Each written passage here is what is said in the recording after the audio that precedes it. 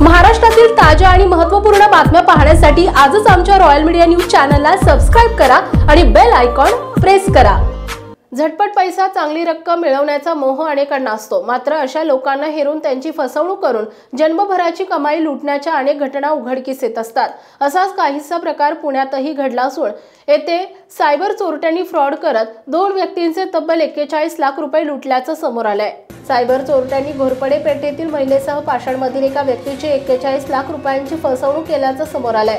याबाबत मुंढवा आणि बाणेर पोलीस ठाण्यात गुन्हा दाखल झाला असून सायबर पोलीस अधिक तपास करत फसवणूक करणाऱ्या भामट्यांचा शोध घेत आहेत। मिळालेल्या माहितीनुसार घोरपडे पेठेतील एका 37 वर्षीय महिलेने मुंढवा पोलीस ठाण्यात या प्रकरणी फिर्याद दिली आहे। त्यातील माहितीनुसार शेअर बाजारात चांगला परतावा देतो असं सांगत चोरट्यांनी या महिलेचा विश्वास संपादन केला। त्यानंतर महिलेकडून वेळोवेळी पैसे घेत त्यांनी एकूण 23,50,000 रुपये बँक खात्यात जमा करण्यास भाग पाडले। मात्र बराच कालावधी उलटून गेल्यानंतर महिलेने त्यांच्याकडे परतावा मागितला असता त्यांनी तिला पैसे दिलेच नाही।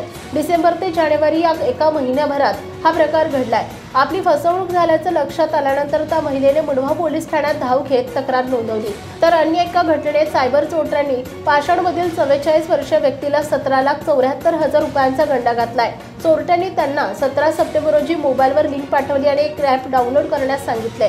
त्यावर शेअर बाजारात गुंतवणूक केल्यास चांगला परतावा मिळेल असा संदेश पाठवला। त्यानंतर चोरट्यांनी सुरुवातीला त्यांना परताव्यापोटी काही रक्कम देऊन त्यांचा विश्वास संपादन केला। त्यानंतर फिर्यादीने वेळोवेळी पैसे देत एकूण 17,74,000 रुपयांची गुंतवणूक केली, परंतु भामट्यांनी त्यांना त्यावर कोणताही परतावा न देता आर्थिक फसवणूक केली। अखेर फिर्यादीने बाणेर पोलीस ठाण्यात धाव घेत तक्रार दाखल केली। या प्रकरणी सायबर पोलीस अधिक तपास करतायत। महाराष्ट्रातील ताज्या आणि महत्त्वपूर्ण बातम्या पाहण्यासाठी आजच आमच्या रॉयल मीडिया न्यूज चॅनलला सबस्क्राइब करा आणि बेल आयकॉन प्रेस करा।